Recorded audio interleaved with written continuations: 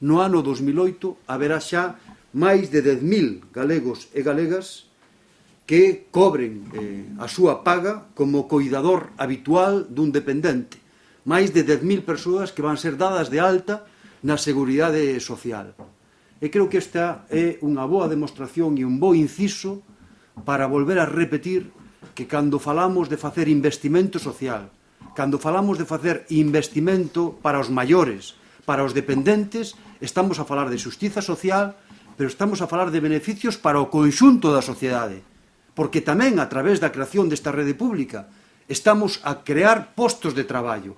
Serán máis de 10.000 persoas as que xa no ano 2008 cobren a súa paga como coidador habitual dun dependente, máis de 10.000 persoas que serán dadas de alta na Seguridade Social en Galiza con cargo a este obxectivo.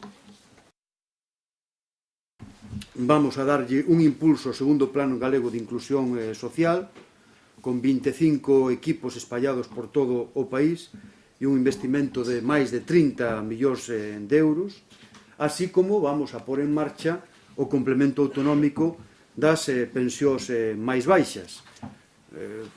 Dixen no debate do Estado de Autonomía que o noso compromiso era durante o ano 2008 proceder a unha modificación da Lei de Inserción Social para mellorar as prestacións do Risga e para contemplar o complemento autonómico das pensións máis baixas.